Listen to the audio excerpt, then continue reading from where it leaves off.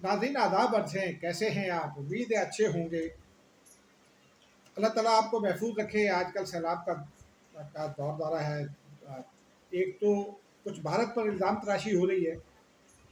उसमें हमारे एक दोस्त हैं शहजाद शफ़ी, उन्होंने आज एक बहुत शानदार जुमला कहा है। वो क्या जुमला है और उसके क्या पॉलिटिक्स क्या है, उस पर थोड़ी सी बात करेंगे।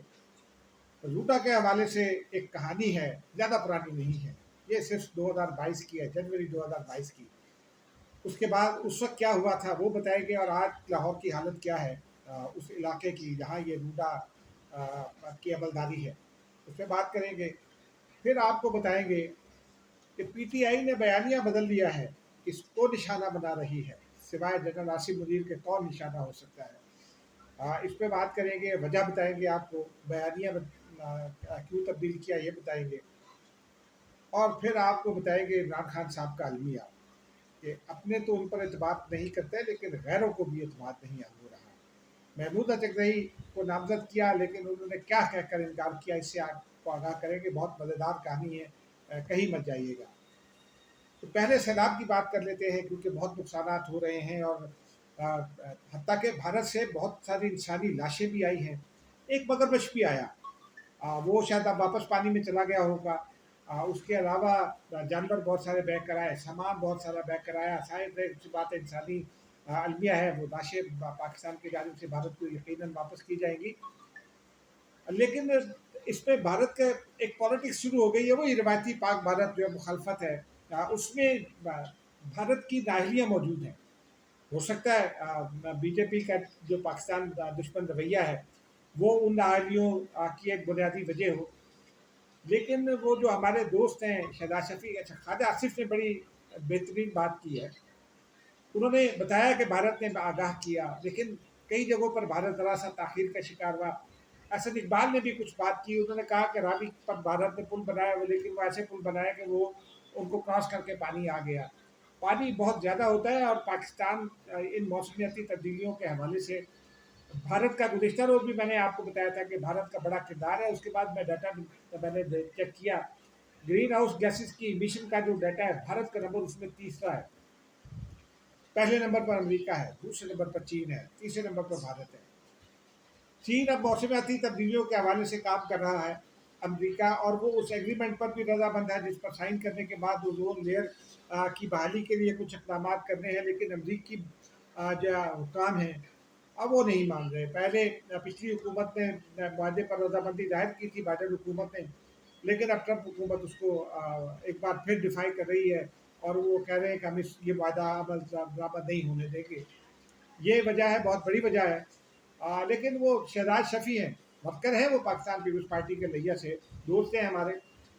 उन्होंने आज एक बहुत अच्छा जुमला लिखा है। उन्होंने कहा कि ये सीखना होगा, ख़ास तौर पर, वैसे उन्होंने तो पाकिस्तान भारत दोनों का लिखा है, लेकिन मेरी राय में ख़ास तौर पर भारत को ये सीखना होगा, क्योंकि भारत को पाकिस्तान का वजूद जो है वो कबूल नहीं है।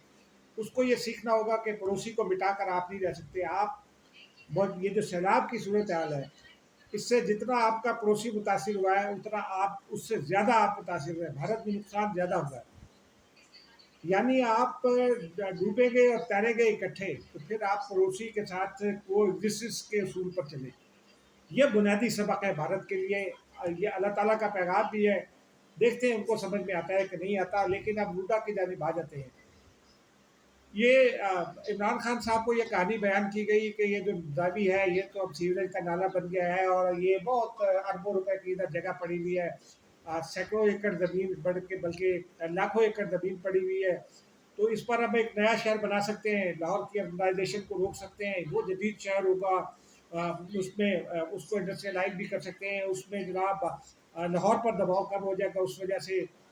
और उसमें ये जो बिल्डर्स माफिया है, ये बड़ा सारे फहरिस्त था। उस ज़माने में अलीम खान साहब भी इमरान खान के साथ होते थे। वो के कुछ अर्से बाद इख्लाफात उनके शुरू हो गए। और उनका उनकी भी वहाँ सोसाइटी है, वो रूडा के हक में थे। और भी बहुत सारे लोग रूडा के हक में हैं। बहरिया टाउन वाले भी रूडा के हक में थे कि उनका भी कुछ वहाँ है। फिर इफ्तिखार चौधरी साहब के समधी होते थे, वो भी एक रहमान बिल्डर्स हैं गालबन, बड़ा उनका भी नामी है लाहौर में। तो ये सारे इसके पीछे थे। ये मामला चला गया अदालत में। जब ये रूटा कायम हो गई और इमरान खान साहब ने उसका रावी अर्बन अथॉरिटी का इफ्तिताह किया, urban development authority, Ravi urban development authority इसका नाम रखा गया। और ये जब इसका इफ्तिताह किया गया तो सारा रावी किनारे था, खतरे में था। तो मामला लाहौर हाई कोर्ट गया, जस्टिस शाहिद करीम के पास समाअत हुई। उन्होंने 25 जनवरी 2022 को एक लैंडमार्क डिसीजन दिया। उन्होंने उन्होंने रूडा को गैर आइनी करार दिया, रूडा के क़याम को, और उन्होंने कहा कि अवाम का पैसा जो है इस किस्म के अथॉरिटीज़ पर लगाना गैर आइनी भी है और अफसोसनाक भी है, क्योंकि ये तबाही के सिवा कुछ नहीं है। फिर ये कहा जाता है, सियासी हल्के ये कहते हैं कि 3 खवातीन की एंट्री हुई, उनमें से एक सजा भुगत रही हैं, दूसरी तहरीक चला रही हैं, तीसरी बैरून मुल्क फरार हो गई हैं। यानी फराह गोगी साहिबा का नाम लिया जाता है कि फिर इनकी एंट्री हुई। और मलिक रियाज के साथ तो 5 के रात हीरे की कहानी तो आप सब वाकिफ़ ही हैं। ये भी उन्हीं दिनों की बात है। बहरहाल फिर मामला पहुंचा लाहौर हाई कोर्ट के फैसले के खिलाफ सुप्रीम कोर्ट में। वहाँ जस्टिस साकिब निसार मौजूद थे। उनके बारे में तो अब सब कहानियाँ लोग सरेआम बयान करते हैं कि वो कैसे इमरान खान साहब को फैसिलिटेट कर रहे थे। बहरहाल उन्होंने ये काम जिम्मे लगा दिया जस्टिस एजाजुल हसन के। और इस दरमियान में उनका भी जस्टिस बंदयाल साहब का भी नाम आता है, लेकिन ये उनके खिलाफ मुहिम आजकल शुरू है और उसमें उनका नाम बार बार लिया जा रहा है। मैं अपनी तरफ से नहीं ले रहा हूँ, सोशल मीडिया पर ये मुहिम चल रही है, कैंपेन चल रही है, लेकिन उसमें बात बड़ी हद तक दुरुस्त है, क्योंकि बाद फैसला जस्टिस एजाजुल हसन ने दिया था। महमूद ट्रक्का वाला का भी नाम आता है, जो लाहौर का एक बड़ा मशहूर किरदार है और अब फौत हो गई। उनका बेटा भी मारा गया है पिछले दिनों, पिछले हफ्तों में या पिछले महीनों में। उसके बाद जनाब वो तकनीकी बुनियादों पर जस्टिस शाहिद करीम का फैसला जो वो मुअत्तल हो गया, टेक्निकली मुअत्तल हो गया और आज तक बस मुअत्तल ही है। और आप देख लीजिए कि वहाँ अलीम खान की सोसाइटी भी डूब गई, वहाँ रहमान गार्डन वालों की सोसाइटी भी डूब गई, वहाँ औरों की भी सोसाइटियाँ डूब गई। अरबों रुपए का मामला जो है ना वो डूब गया। लाहौर की जो नई जो जर्नलिस्ट कॉलोनी बन रही थी वो भी ज़मीन नहीं थी, वो भी डूब गई। लाखों जो है ना लोग मुतासिर उससे हुए हैं। अरबों रुपए का नुकसान हो गया। किसका फ़ायदा? मफादात की खातिर हम दरियाओं पर कब्जा करते हैं, दरियाओं का रुख तब्दील करते हैं, दरियाओं का जो पार्ट है उसको नैरो करते हैं, यानी उसको सुखड़ जाता है हमारे कब्ज़ों की वजह से। और फिर दरिया रावी जैसा खामोश दरिया, संजीदा दरिया, जिसके बारे में ये कहा जाता है कि रावी कभी बिपरता नहीं है, ये तारीख रही, लेकिन वो अब रावी बिपर गया है। करतारपुर कॉम्प्लेक्स 7 फुट पानी में डूबा। वजह क्या है? वजह ये जो है ना,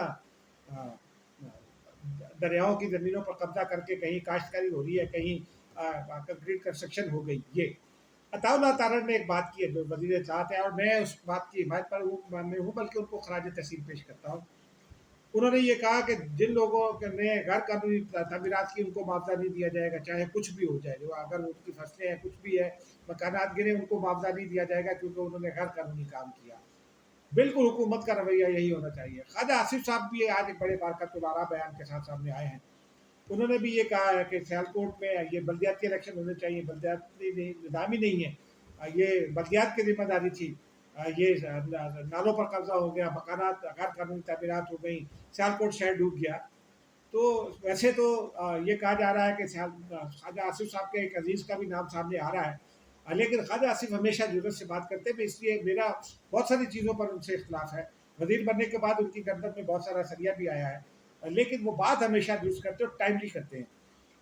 पंजाब में उनकी भतीजी की हुकूमत है, वो कहते हैं मेरी भतीजी है मरियम नवाज साहिबा, और मरियम नवाज की जो मीडिया टीम है वो भी बड़ी एक्टिव है। और इस बार वैसे आप ईमानदारी की बात है कि पंजाब में जो रेस्क्यू का निज़ाम था उसने बहुत बेहतर और बहुत फ़ालियत का मुजाहरा किया और लोगों की जानें बचाई। 2 लाख लोगों को जो है ना वो महफूज मकामात पर पहुँचाया अफ़वाज पाकिस्तान के साथ मिलकर। अफ़वाज पाकिस्तान ने 24 घंटों में 28,000 लोगों की जानें बचाई थी।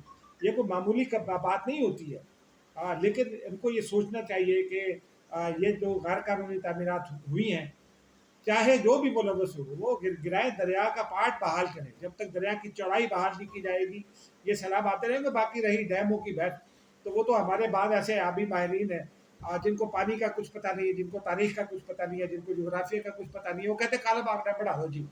तो भाई कालाबाग डैम तो दरिया रावी से कई सौ मील ऊपर है, तो वो क्या करेगा कालाबाग डैम? तो कालाबाग डैम के रास्ते में एक तरबीला डैम है, उसके ऊपर जो है वो एक मुंडा डैम बन चुका है, बादशाह डैम बन चुका है, और फिर कई वो दरिया जिन पर जिनका पानी दरिया सिंध में आना था, वहाँ भी डैम बन गए हैं। तो कालाबाग डैम की अब उससे से जरूरत नहीं है आपका, वो बिजली के लिए डैम है। लेकिन बहरहाल अब लगता ये है कि वो नासिर चुगताई साहब है, एक बड़े सीनियर जर्नलिस्ट, उन्होंने भी कुछ चर्चा किया, तो मैंने उनको ये कहने की जसारत की है कि 24 घंटों में ये लोग डैम बना देंगे। डैम तो नहीं बनेंगे, पंजाब में नहरों का इशू है, वो नहरों का इशू भी तकनीकी बुनियादों पर जो है उसमें प्रॉब्लम है। अगर वो तकनीकी मसाइल हल हो जाए तो फिर किसी हुकूमत को इतराज़ नहीं होगा। अब आगे चलते हैं मैच। सैलाब आया, इसकी सियासी वजूहत भी लोग कहते हैं कि है, चूँकि बहुत सारे सियासतदान भी इसमें मुलवस हैं। लेकिन अब पीटीआई पर आ जाते हैं कि पीटीआई भी एक सुनामी अपने आप को कहती है, और वो सुनामी हमने ये देखा है कि हमें अब तक वो अपने ही मुल्क की सियासत के खिलाफ आ रही है। मिसाल के तौर पर सारी सियासी क़यादत को डिस्क्रेडिट कर दिया इमरान खान ने। चलिए ठीक है, अब अफवाज पाकिस्तान को भी डिस्क्रेडिट कर दिया है। ये बहुत बड़ा अलमिया है कि सियासी क़यादत और अफवाज पाकिस्तान और जुडिशरी तो पहले अपने आप को खुद ही डिस्क्रेडिट कर चुकी। ये अदारे अगर डिस्क्रेडिट हो गए तो पाकिस्तान का नुकसान है। अब हुआ क्या है, इमरान खान साहब पहले शहबाज हुकूमत के खिलाफ, अदलिया के खिलाफ, जो अदलिया अगर उनके खिलाफ कोई फैसला दे दे तो बड़ी बुरी हो जाती है। वही अदलिया अचानक 8-8 मुकदमात में जमानत दे दे तो बहुत अच्छा हो जाता है जज। लेकिन अब हुआ ये कि उन्होंने अपना बयानिया तब्दील कर लिया, और बयानिया एक ऐसे वक्त में तब्दील किया जो बहुत पाकिस्तान के लिए बड़ा क्रिटिकल है। अब उन्होंने अदलिया पर तनकीद बंद कर दी है, मुखालिफ सियासतदानों पर बंद कर दिया है। पिछले 3 दिन से आप देख लें, इमरान खान का भी ट्वीट आया है, और उस ट्वीट के बाद और फिर अलीमा खान साहिबा उस ट्वीट को आगे बढ़ा रही हैं। उनका ये बयानिया जो है वो बस chief field marshal general Asim Munir के खिलाफ है, एस्टेब्लिशमेंट के खिलाफ है, अफवाज पाकिस्तान के खिलाफ है। ये सारा बयानिया पीटीआई के ट्रॉल्स के आप देख लेना, पूरे अदारे को वो रगेज रहे हैं। वजह क्या है? वजह बड़ी इंपॉर्टेंट है। आज एक खबर सामने आई है, उसकी तस्वीर भी सामने मेरे वो मुझ तक आज पहुंची है, लेकिन ये पिछले कुछ दिनों में हो गया है। ये नथिया गली में हिल्टन फैमिली ने अपना हिल्टन होटल बना लिया है। 100 कमरों का ये होटल है, बन चुका है ये होटल। और हिल्टन फैमिली की वो खातून जिन्होंने हिल्टन पेरिस उनका नाम है, वो मुमताज़ गुलकारा है अमेरिका में, उन्होंने ये इन्वेस्टमेंट की है। यानी और उन्होंने ये कहा है वो पाकिस्तान में और जगहों पर भी बनाएंगी, तो ये एक बड़ा बराह रास्त इम्पैक्ट है। अब पाकिस्तान और अमेरिका के ताल्लुकात में जहाँ ये समझा जाता था कि ट्रंप आ गए तो बस इमरान खान कल बाहर आ जाएंगे, परसों बाहर आ जाएंगे, ये फील्ड मार्शल आसिम मुनीर ही की कोशिश थी, जो उन्होंने अपना इन्फ्लुएंस इस्तेमाल किया, अपने ताल्लुकात इस्तेमाल किए अमेरिका में, और फिर सदर ट्रंप के साथ एक इत्तेफाक का रिश्ता बिल्ड किया, और अब सदर ट्रंप के भी पाकिस्तान आने की बातें हो रही हैं। दोनों ममालिक के दरमियान इत्तेफाक कायम हो रहा है, इन्वेस्टमेंट के बारे में बात हो रही है, जो वायदे हैं वो तो हो चुके हैं, लेकिन अब वेन्यूज जो है वो भी तलाश किए जा चुके हैं, प्रोजेक्ट्स बनाए जा रहे हैं। उन प्रोजेक्ट्स का ऐलान भी होगा जब सदर ट्रंप पाकिस्तान आएंगे। मार्को रूबियो के उनसे पहले पाकिस्तान आने की बातें की जा रही हैं। ऐसे में जनरल आसिम मुनीर को निशाना बनाना, और ये किसके फ़ायदे में है? ये सिर्फ पीटीआई के फ़ायदे में होगा, क्योंकि पीटीआई अमेरिका बहुत मजबूत है। फिर जनरल आसिम मुनीर का ताल्लुक सिर्फ उनसे नहीं है, जनरल आसिम मुनीर का ज़ाती रैप सऊदी अरेबिया में बहुत अच्छा है, जनरल बाजवा ये कह चुके हैं। यानी वो सऊदी अरब में भी ताल्लुकात ख़राब करना चाहते हैं, और फिर यूएई में भी ताल्लुकात ख़राब करना चाहते हैं, जहाँ जिनके हुक्मरान के छोटे भाई जो पुराने पिछले वली आते हैं और आजकल मेरा ख्याल है वो सदर है, वो इमरान खान साहब के साथ यूनिवर्सिटी फेलो थे। तो वहाँ ये ताल्लुकात असद मकसद उनको निशाना बनाना है, उन ताल्लुकात को निशाना बनाना है। ये बयानिया जो है मेरे नज़दीक ये इसका वक्त नहीं है, और ये अफसोसनाक भी है। आप सियासी जद्दोजहद करें, आप हुकूमत को दबाव में रखें, हुकूमत के साथ बात करें, और उस बातचीत में आपके जो शिकायत है वो इन हाउस रखें, इन कैमरा वो हुकूमत के साथ रखें, उनके ऊपर बात करें। जैसे मिसाक जमहूरियत में हुआ था कि आप एस्टेब्लिशमेंट का रास्ता रोकना चाहते हैं तो मिसाक जमहूरियत की तरफ आए। मिसाक जमहूरियत हुआ तो 18वीं तरमीम हुई, और 18वीं तरमीम का बहुत सारा फ़ायदा खुद अब पीटीआई इसकी तरमीम की मुखालिफ है, बहुत सारे इसे ख़त्म करना चाहती है, लेकिन प्राइवेटली कहते हैं कि 18वीं तरमीम बहुत अच्छी है। तो ये मामला है। अब आ जाते हैं पीटीआई की ओवरऑल जो इम्पैक्ट है, ख़ास तौर पर उससे जो इमरान खान के यू टर्न है और ये इस तरह की जो पॉलिसीज़ है, उसका इम्पैक्ट क्या हो रहा है। मैं इमरान खान का मुखालिफ नहीं हूँ, मेरे वो क्रिकेटिंग हीरो रहे हैं, सियासतदान के तौर पर जो है वो सियासतदान है, मैं जर्नलिस्ट हूँ। लेकिन पॉलिसीज पर तनकीद तो की जा सकती है ना, जब जो पॉलिसी हम मुनासिब समझते हैं उसको हम अच्छा कहते हैं, जो गैर मुनासिब समझते हैं उस पर तनकीद करते हैं। यही जर्नलिस्ट का काम होता है। अब और मैं पीटीआई के लोगों से ये कहता रहा हूँ कि इमरान खान साहब को यू टर्न लेने से रोकें। पीटीआई वाले कहते हैं हंसी की करिए, वो नहीं रुकते, वो कहते हैं गालियाँ बकें। अब ताज़ा मामला ये हुआ कि इमरान खान साहब ने महमूदा चकधरी को कौमी असम्बली में कायदे इख्तलाफ कहा। उससे पहले उन्होंने कहा हम कोई दूसरा कायदे इख्तलाफ नामजद नहीं करेंगे, फिर नामजद कर दिया। तो पार्टी खड़ी हो गई। पार्टी में 9 वोट का महमूदा चकधरी के हक में है कोर कमेटी में, सियासी पोलिटिकल कोर कमेटी में, और 13 वोट उनकी मुखालफत में आया, तो मामला रुक गया। इमरान खान ने 2 रोज़ पहले फिर उनको नामजद कर दिया, फिर कहानियाँ शुरू हो गई। लेकिन अब महमूद चकधरी का एक बयान सामने आ गया है। वो ये कहते हैं कि जो पीटीआई की लीडरशिप है वो सारी एस्टेब्लिशमेंट के इन्फ्लुएंस में है, ये एस्टेब्लिशमेंट से अपना ताल्लुक तोड़ दे तो तब मैं लीडर ऑफ द अपोजिशन बनूंगा और 6 महीने में तहरीक कामयाबी करा दूंगा। तहरीक की कामयाबी महमूद चकधरी के इस दावे पर मुमतज नहीं होती, लेकिन ये मामला अब खटाई में फिर पड़ता नजर आ रहा है, क्योंकि फिर कोर कमेटी जो है, और ये पार्टी के अंदर से बहुत सवाल उठाया जा रहा है कि क्या पीटीआई में कोई ऐसा आदमी नहीं है जिसे लीडर ऑफ द अपोजिशन बनाया जाए। आपका चेयरमैन पार्लियामेंट के अंदर है, जिसे आप चेयरमैन कहते हैं, बैरिस्टर गौहर, तो आप बना दें उनको। बहरहाल ये उनका अपना मसला है। लेकिन एक और मामला भी हुआ, उससे पहले खान साहब ने अली बुखारी के जरिए पैगाम भेजा, वो जो वकील हैं, कि आजम स्वाति को सेनेट में लीडर ऑफ द अपोजिशन मुकर्रर कर दिया। स्वाति साहब खुश हो गए, उन्होंने एक बहुत शुक्रिया की वीडियो भी अपलोड कर दी। वीडियो अभी पब्लिक तक पहुंची थी कि अगली मुलाकात आ गई, और अगली मुलाकात में उन्होंने राजा नासिर अब्बास साहब को नामजद कर दिया। अब आप ही बताइए कौन सियासी जमात उन पर एतबार करेगी। मैं अपने लोगों के साथ गुफ्तगू की बुनियाद पर यह कह रहा हूँ कि इनके इत्यादि जो गैर हैं वो तो इन पर एतमाद नहीं करते, लेकिन अब अपने भी एतमाद नहीं करते। खुदा हाफिज़।